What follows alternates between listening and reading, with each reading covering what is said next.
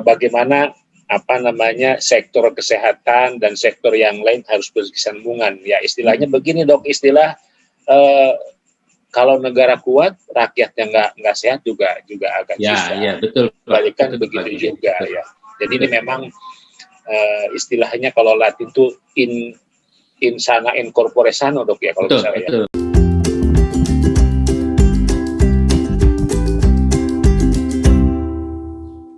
Betul. Nah, ini konsep yang sederhana sebetulnya dok ya, saya lihat ya. Jadi memang luar biasa fondasi di daerah Tangsel ini, Dr. Hadi sangat.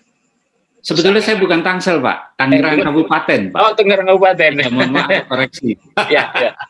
Ya, zaman dulu kan belum terpecah ya dok ya. Belum, masih Tangerang Pak, masih Tangerang. Saya ingat yang. Sekarang udah dipecah Tangerang Selatan, kota sama kabupaten Pak. Kabupaten paling luas Pak. Luas, ya. Terus sekarang kliniknya masih berjalan dok untuk dokter? Oh masih Pak. Nah, klinik saya yang dahulu sejak dari praktek berubah menjadi rumah bersalin, klinik bersalin, berubah menjadi rumah sakit ibu dan anak. Terakhir rumah sakit umum ya, namanya BUN. Nah ini pun sejarahnya BUN tuh panjang Pak. BUN itu suatu nama ya. Nama dari orang tua saya sebetulnya, ya. Tetapi ada orang kan udah mengenal Bunda Lestari, Bunda apa gitu ya, banyak ya. Nah kalau saya Bunda Delima, Bunda apa, kalau saya Bun, biar orang tuh sewot dan mengenal kita. Ikonik gitu loh. Masih sekarang masih dok ya? Masih. Dan ada berapa rumah sakit dok? Sebetulnya gini, ketika saya mengelola rumah sakit BUN ini, masih RSIA, ya jujur karena ini modal semua sendiri, akhirnya diperlukanlah permodalan yang begitu luas, karena untuk menyaingi masyarakat di sana, akhirnya saya bermerger Pak. Ya, nah akhirnya sekarang ini puji Tuhan makin berkembang ya, menuju mempertahankan rumah sakit tipe C-nya dengan 100 tempat tidur. Tapi ini masih kesempatan masih tahun depan Pak ini. Sesuai dengan Permenkes yang baru. Nah, inilah banyak orang-orang yang mengatakan bahwa ini ya kalau perekonomiannya sangat kuat sih nggak ada masalah ya. Tapi nggak apa-apa. Untuk itu kita mundur untuk kita tingkatkan lebih. Maju lagi pelayanannya, karena rumah sakit itu nggak bisa dipunyai sendiri Pak, kecuali memang korporasi yang sangat besar.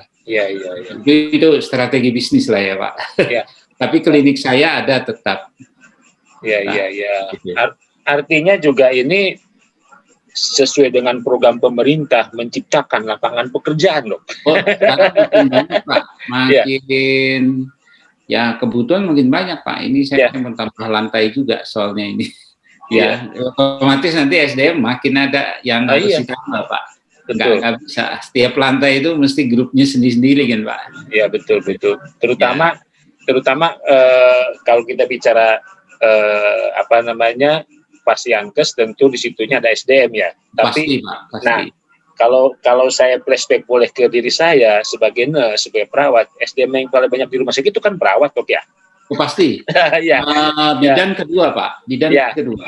Ya, jadi artinya ini menjadi tantangan juga saya sebagai organisasi profesi perawat, bagaimana menciptakan sumber daya yang berkualitas ketika Dr. Hadi juga memberikan satu pelayanan tempat sehingga ada kesinambungan, ada sinergis itu dok ya sebetulnya. Malah saya kasih catatan Pak Gega.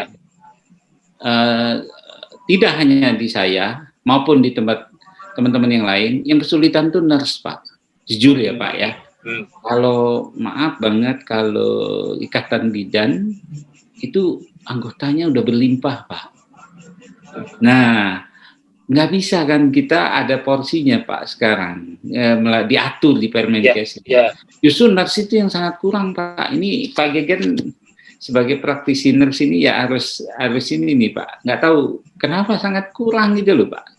Saya sudah buat pengumuman, nurse-nya tetap produksinya memang kurang gitu. Nah ini Pak. Ya kalau boleh jujur, sebetulnya boleh jujur ya mungkin kita berbicara soal salary dong, upah kalau kita bicara. Ini akan menjadi masalah. Apalagi sekarang ekonomi ASEA tidak tutup kemungkinan pertukaran tenaga. Jadi kenapa? Ya saya kalau jujur saja banyak tenaga kita kalah saing dengan negara tetangga, Filipina misalnya. Iya, Pak. Di Timur Tengah itu, Dok, itu tenaga yang dominan adalah tenaga Filipina karena mereka secara bahasa juga menguasai. Itu yang selama ini saya bisa analisa dan data yang memang bisa kita pertanggungjawabkan, dan ini menjadi tantangan sebetulnya. Malah kalau saya bilang Pak, saya pernah nganter om saya kemarin sih, sebetulnya belum lama dia meninggal ya. Tapi pada waktu 5 tahun yang lalu saya mengantar ke NUH ya Pak ya, National University Hospital di Singapura. Perawatnya itu banyak dari Malang loh. Nah, canggih, bukannya canggih secara alat-alat, itu biasa lah ya. Tapi cekatan Pak. Nah ini yang harusnya jadi tantangan juga nih buat Pak Gegen dengan kawan-kawan nih, ya. Pak Harif Fadilah juga ini Pak. Siap. Ini jangan-jangan yang terbaik diekspor keluar nih Pak. Di sini nih Pak. Jangan dong Pak. Ya. Menarik Dok, menarik. Kalau itu kita bicara soal itu, kita tidak akan pernah habis Dok dalam satu. Saya nggak membandingkan loh ya Pak, tapi kenyataan. Ya baik. Jadi sebetulnya itu nanti menjadi pembahasan yang sangat bersinambungan, kemudian betul. Interdisiplin dan kemudian government juga, negara juga harus hadir di situ bagaimana supaya. Betul. Nah. Oke, itu terima kasih Dok, sangat-sangat luar biasa inspirasi. Ini pengalaman loh Pak, ini bukan. Ya, nggak apa-apa. Saya ngalami sendiri. Ya, nggak apa-apa. Itu bahasa Jawa sih Pak. Ya, nggak apa-apa. Nanti dokter bisa juga nanti dengan dokter punya klinik bertambah, rumah sakit juga mengembangkan. Tentu itu kita bisa beritahukan kepada teman-teman di daerah domisili di Tangerang ada satu dokter hati yang bisa memberikan satu lapangan pekerjaan, tentu dengan kualifikasi tertentu Dok ya, tidak sembarangan. Memang pasti Pak, harus seperti itu. Baik Dok, tadi sebetulnya saya lihat tantangannya juga kayaknya sebagai dokter tadi mudah. Yang paling sulit Dok, tantangan dokter, menurut dokter, mungkin bisa misalnya diancam atau di mana? Ada nggak, pernah nggak sepanjang jadi dokter? Kalau sejauh itu sih tidak, karena puji Tuhan ya Pak. Saya selalu menerapkan komunikasi yang baik. Nah, kebanyakan saya ini curang Pak, karena saya berkarir di desa saya sendiri, ya toh. Dan saya memang dari pembawaan dari orang tua saya dididik, bahkan saya sendiri, walaupun saya sudah menjadi seorang dokter, saya tidak pernah melupakan bahasa ibu saya. Nah, kalau bahasa ibu saya didadapinya kan pakai bahasanya itu bahasa Betawi Benteng Pak, sebutannya. Nah, malah orang heran loh, kok dokter bisa logat bahasa Betawi Benteng lah. Ya mungkin kita nggak pernah lupa akan bahasa ibu kita. Nah, karena kita dilahirkan di sana, ya salah satu yang paling penting ketika saya aktif, ya. Kalau sekarang kan udah banyak nih dokter muda, dokter spesialis yang ada di rumah sakit saya, ya tentu saya lebih ke arah mengawasi Pak. Tapi tetap saya masih orang-orang yang sudah tersebar telepon saya dari dulu, itu saya nggak pernah hapus Pak teleponnya. Dan ketika kita tahu dia yang menelpon, satu hal yang paling penting, kenali namanya. Itu orang sudah sangat sekarang kan gampang menuntut ya, tetapi dengan komunikasi yang baik, puji Tuhan Pak, tidak akan pernah amit-amit ya Pak ya. Yang penting kita bekerja sesuai dengan SOP ya. Tantangan yang paling tersulit adalah Pak, yang marah-marah ada, tidak puas ada, tetapi saya rasa selama saya berkarir, puji Tuhan Pak, tantangan yang paling sulit memang tidak pernah sampai bagaimana, enggak sih Pak. Ya, walaupun pernah di apa istilahnya ada yang mabok ya, pukul-pukulan, terus dia tidak bayar, itu banyak Pak. Kalau malam minggu ya, tetapi saya rasa tidak lah. Iya. Ya itu cuma, tapi besoknya setelah sadar dia balik lagi dia baru bayar Pak. Nah, tapi apalagi orang yang saat dulu kan belum ada jaminan BPJS ya Pak. Iya. Orang yang susah sekalipun terkadang berani mengungkapkan, dok, saya nggak ada uang dok. Bagaimana lah? Emang udah datang sini nggak mau diobatin? Ya kita obatin Pak. Iya. Dok, nanti kalau ojekan saya, ojekan itu apa ya? Kalau ngojek apa tarikan saya sudah ada, saya bayar. Oh silahkan. Nah, saya nggak pernah bilang bahwa dia bebas bayar, tidak. Silahkan Pak, Bapak bayar. Besoknya bayar juga Pak ya, istilahnya. Nah itu sebetulnya sesuatu hal, dan takut rezeki mah nggak ketukar Pak. Iya betul. Dari ngatur mungkin ya.